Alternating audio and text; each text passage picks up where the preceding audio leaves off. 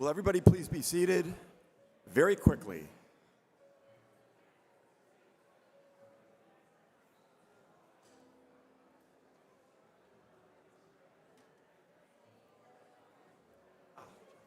What?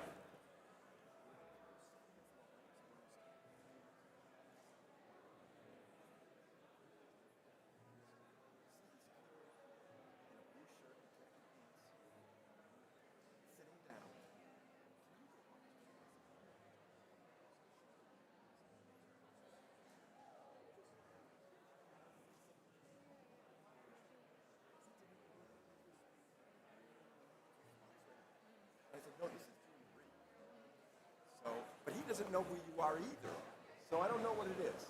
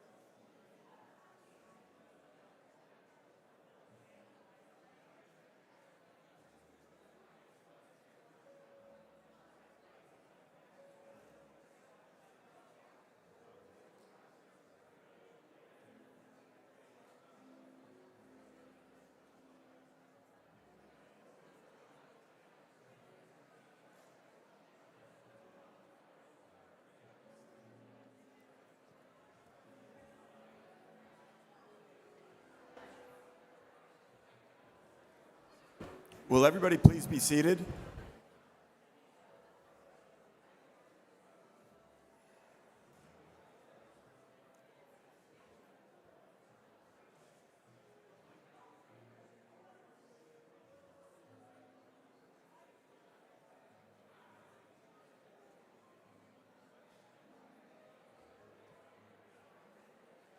The sooner that everybody can sit down, we can start, and we have a lot to do this afternoon.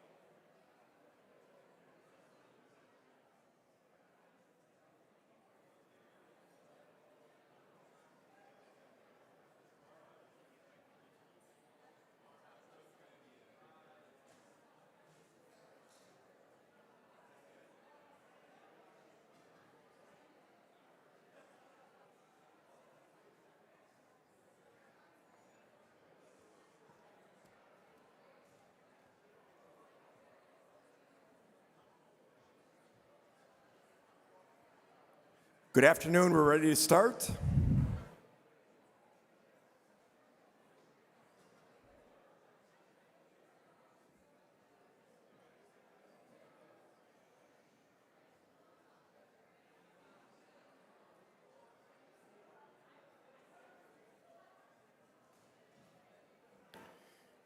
Will everybody please be seated?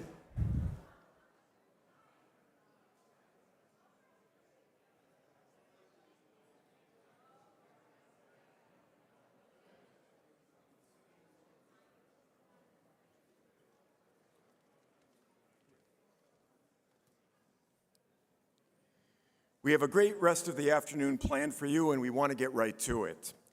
There is no government agency more aligned with geography and geospatial science than the National Geospatial-Intelligence Agency. And NGA has been a supporter of the work of AGS for many years. As is our tradition, We are honored to have the Director of NGA, Vice Admiral Frank Whitworth, join us today and have a conversation with Dr. Jeff Shaman, who is the Dean of the Columbia Climate School, our longtime partner for this symposium. It is a pleasure to welcome Jeff and Trey. Thank you. Thank you so much for having us. It is indeed a pleasure to co-sponsor and help host this event. It's wonderful to see all of you again this year. I've recognized some faces, and it's actually an absolute pleasure to be here.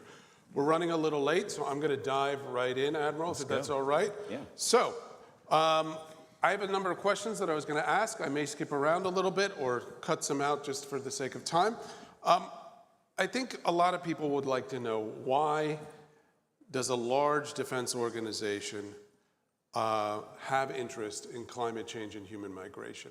What is it for you at the NGA? It's a great question, fundamental really, and I'll just start by saying it's great to be back. We've done this now, this is my third time doing this particular event. I love AGS, I love everything about the relationship we have with AGS, so thank you. So we're a defense organization, we are a combat support agency, we're an intelligence agency. And yes, we have a mission to fight and win wars, but we also have a mission to predict and prevent wars.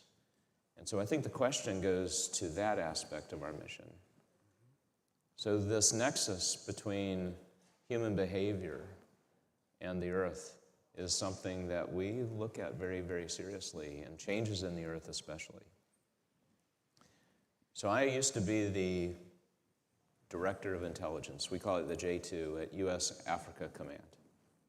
And I grew such an appreciation for the complexities of all 50, there are really 55, in that particular area of responsibility, we focused on 54 of the countries on that continent, because Egypt goes off to US CENTCOM for their responsibility. But I gained an appreciation for the effects of climate on populations and movement and stress. And I can identify one particular nation and that just is still fascinating to me, and I don't know if anybody out there shares an affinity for Nigeria. And there's so many things that could be stressors already to the people of Nigeria, such as very rapid population change. It will become one of the most populous places on the earth, such as some stresses that exist with some religious overtones. There's some things from cultural overtones, financial between north and south, a lot of different stressors. And then you add to it desertification and the movement of the desert and encroachment basically on those stresses that already exist. And so I remember one time a conversation I was having with some of the ambassadors in that Mediterranean rim. And they said, what keeps you up at night? And this is when we were having a lot of counterterrorism events that were playing out in our area of responsibility in Africa. And I said, well, okay, if this is a slumber that's tonight, it might be terrorism. But if this is a slumber that, is like a long-term 20-year sleep, it's going to be this level of stress that the earth accentuates. So it's really important for us to think that way and to think ahead of some of these stresses and to be predictive and to pay attention to the effects on human behavior, human movement, migration, and to ensure that we're helping our combatant commands. There are 11 of them that span both functions and areas on the earth, geographic ones, so that they're thinking the same way as well. So, back in July, the Defense Science Board posted a study on climate change and global security. What are the ramifications of that report for intelligence, for DoD, et cetera? Yeah, the report, if you take a look at it, I think it actually touches upon some aspects of the first question and the commonalities we have between NGA, AGS, the academic community, science. And so there are so many ways I can answer this question. I'd like to begin with kind of a practical answer.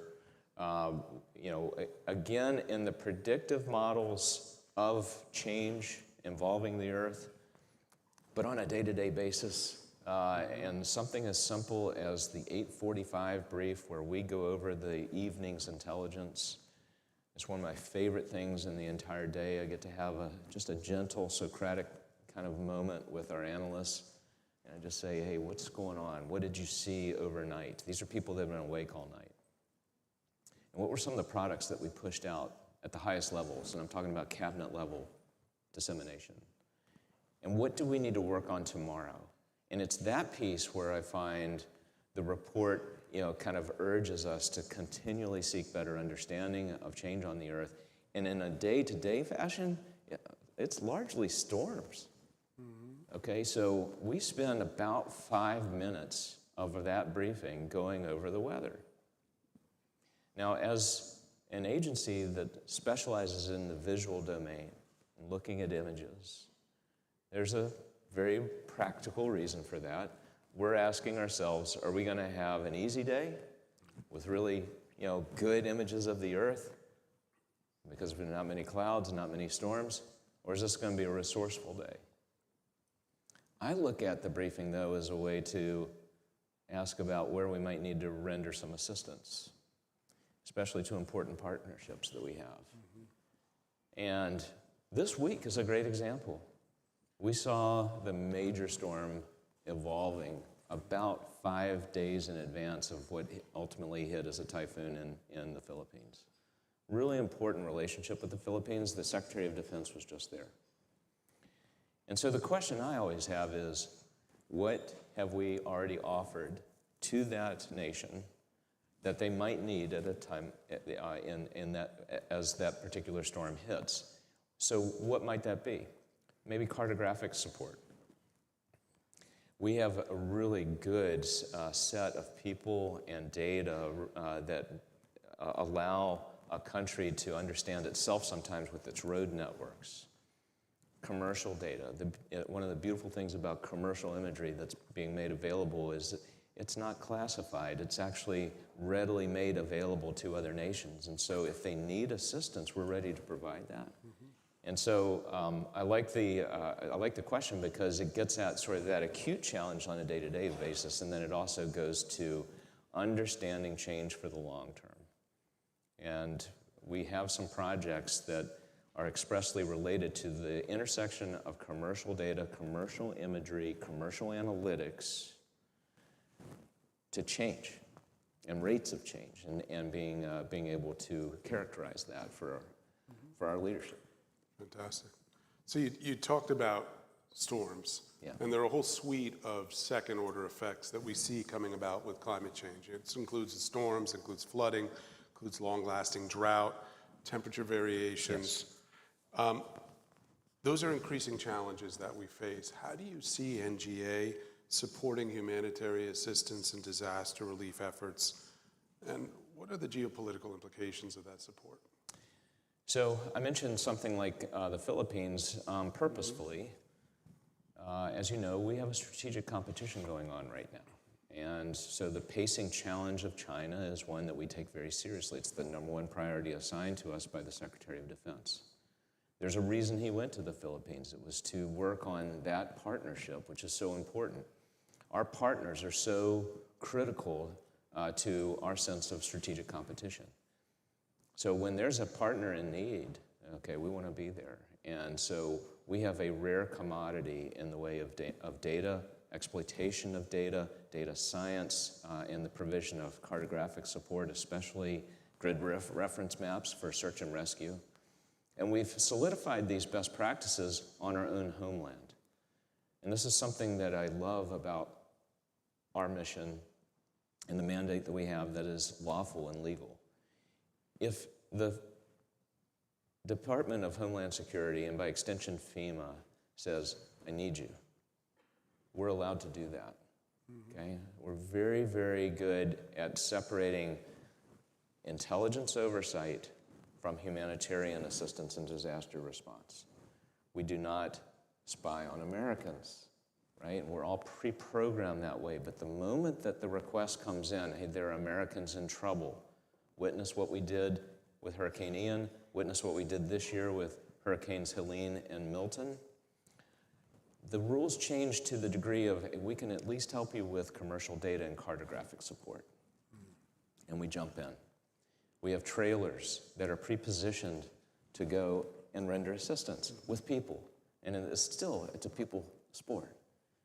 To at least provide an image, a commercial image, or a commercial map, a GIS, as a sense of where to start, a baseline for the search and rescue in that time of need. This was very acute in Helene especially. Yeah. Okay, so we actually started in Florida, and then they trekked right back up into North Carolina, and they parked in Cherokee, North Carolina to help people discover what they didn't even know about bridges that were missing, communities that we were still kind of unsure as to where to begin the search in that time of need, and building grid reference systems and maps. And this is what's really cool about this, about this trailer that we send out and these people. They have their own communications, they have their own imagery exploitation kit, they have their training, obviously what's in their noggin. They have a place to sleep typically, and then they have waterproof paper and really good printers. Yeah. and it's amazing how the center of gravity for the initial search and rescue from all those great Americans, like it goes to where's the printers, right? Yeah. Not to mention the talent. And we build really great relationships with these searchers, and we give them start points, and we give them reference points. And there have been accounts of Americans being saved, literally, because we use some of the, whether it's a Civil Air Patrol, kind of version of reconnaissance, or commercial imagery, or just good old-fashioned GIS, put it together for those searchers and give them a start point. I can see your excitement about this. This is really... Well, here's why. And I think this is kind of the intersection that we have in this forum. So, yes, we are a combat support agency, we're an intelligence agency.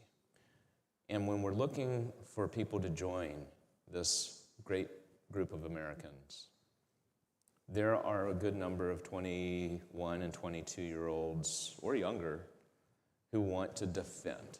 They want to ensure America's defense. They might even want to help break things, okay, if we get into some sort of a combat scenario.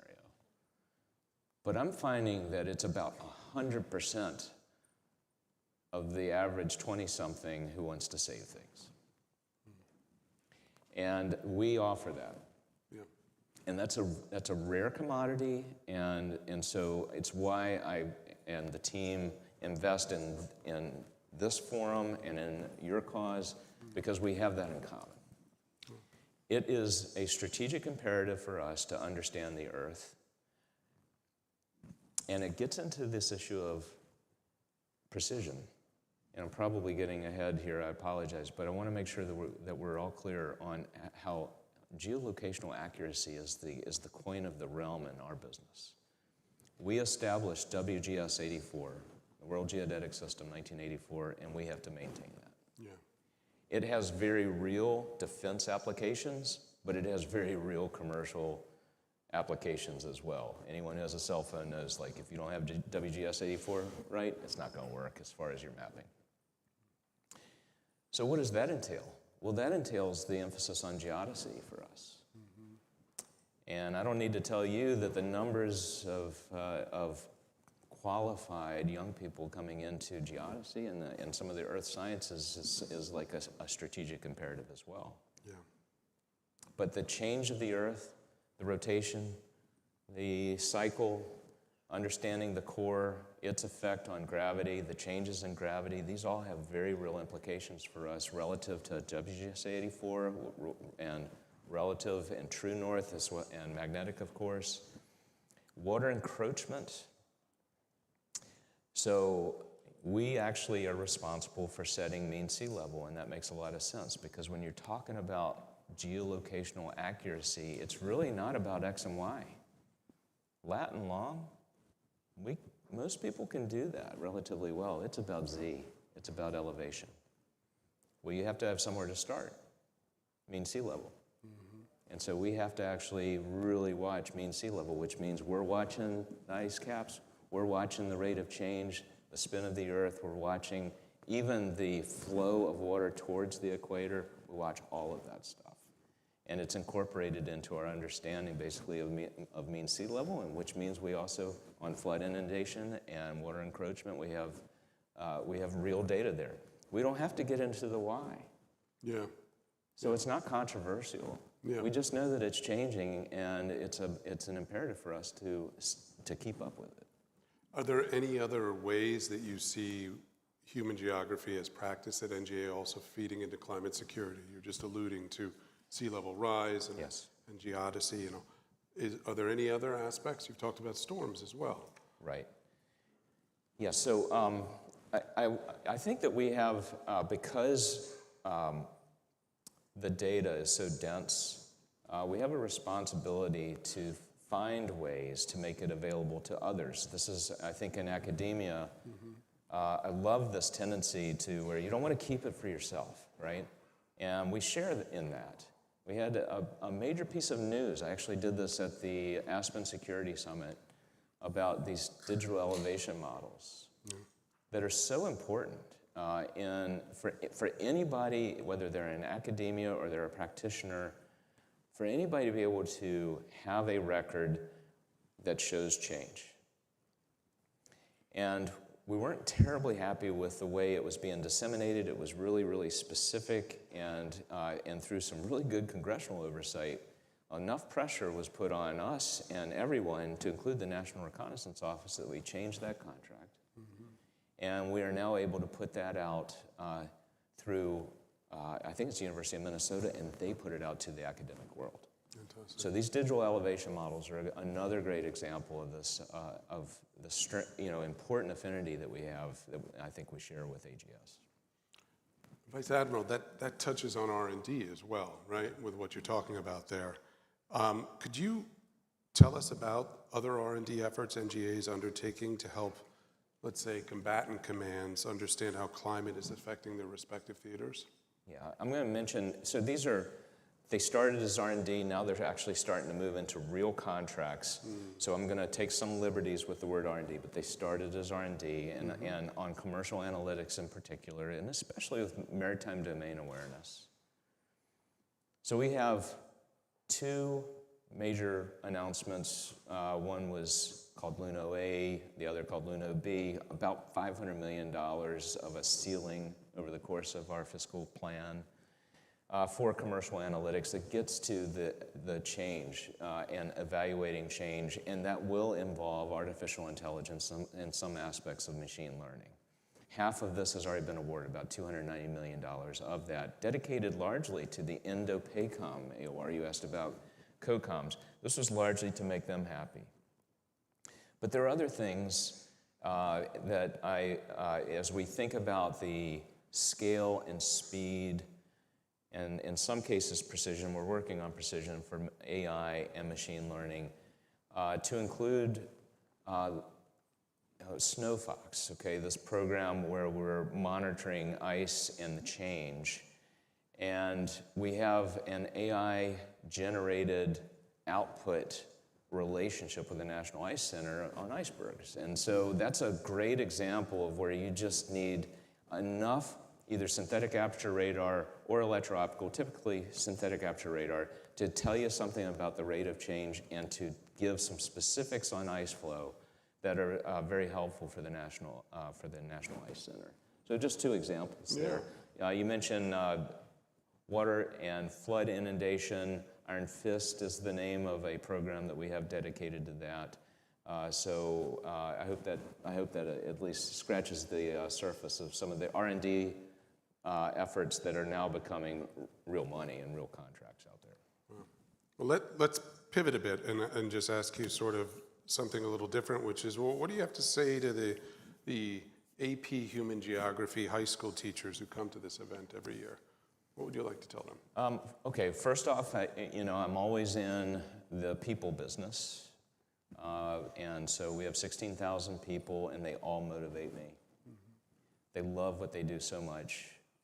this organization is one of the highest morale organizations I've ever led. And so you want to share that, and you want to make sure you sustain that. And so this isn't a recruiting pitch, it's an opportunity pitch, okay? We knew that internships were very popular at the college level, and that's moving apace, and when people enter our college internship program, they typically come back. Because the missions that they're given are impactful, they're real, it's not terribly administrative, they actually feel like they're getting something done for the greater good. We felt that we needed to infect and be infected by that sense of mission earlier, younger. And so we asked for permission to have a high school internship program, and we have one now, and it's really good. So these folks, these Americans, are going to get clearances at the highest levels and be contributors to our situational awareness, and that situational awareness that is at the highest levels of government in high school. And that's very cool. And yet they're also working for an organization that is still keeping track of the earth and understanding all the things that we've talked about. So I really am motivated about this. I hope that there are some people listening, some teachers that might be motivated enough to encourage their students to apply. It's starting to get pretty competitive. That's good. But you have to start early, typically because of the clearance process. Yeah. You're starting in kind of like, August, September, and by October you need to be wrapping it up, if I'm not mistaken. But we can give you more information on that process, and just go to our website and to our human development, portion of that website, and you'll see it. I'll offer this also for an educator out there who might be interested or knows somebody who's an educator dedicated to forensics and debate. This is a personal passion of mine. I used to be on the debate team in high school. Those skills have never left. The art of persuasion is one that we use. The power of communication is one that we use all the time in this business. And so I asked our team, I said, why would we not use some of our authorities for at least endorsing contests? And it's a very specific authority you have to use properly monies to actually endorse contests. Why would we not do it on debate contests? Because at that point, you're getting people in who love extemporaneous speaking, they love critical thinking skills, they're a bit cynical, a little bit skeptical. We want that. It seems to me they're pre-wired to be interested in NGA. So we've had 2 already at the collegiate level. We're looking into high school level as well. And so if you have a debate team out there that might be interested in a debate tournament, please look us up because it's very eye-opening for everyone. Our people attend, and they're mesmerized by the talent. Yeah. And then I think, based on the number of applicants for some of the intern programs, I think the students are pretty mesmerized by what we do too. I can imagine. Yeah. I can really imagine that. Yeah. All right, well, we're going to wrap up with one last question. We're here at AGS Geography 2050. What are your final thoughts at this, looking at it from a big picture vantage? So I'll just finish with this. There's a lot going on in the world right now, and our people are coming through. I have found in the last year and a half, especially, kind of a new gear inherent to the productivity of our people. We already had the pacing challenge of China. We have the acute threat of Russia. We have the mandate to ensure that Ukraine can defend itself. We keep an eye on Iran. We keep an eye on North Korea. We keep an eye on terrorism, and that particular problem set is not going away, and so I don't want any Americans to think that we've forgotten about counterterrorism and how to do that. And they all have very visual dimensions. But the work ethic inherent to the people of NGA, well, I think you'd be really impressed if you were in those 0845 updates with us and you just saw just how hard these people were working, how much they love their work.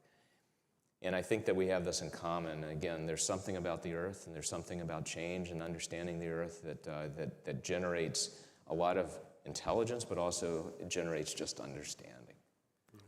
And so for anybody out there, especially if you're a geodesist, okay, and you want to have a place where you can make an impact both on the national defense, but also understanding the world and possibly helping save, I do hope you look into NGA, because we've got a lot of people who would be great teammates with you. Thank you. Right. Thank you, Admiral Whitworth. This is fantastic. Yeah. Thank you. Thank you so much. Thank you. Thank you both very much. It's an honor for AGS to host both.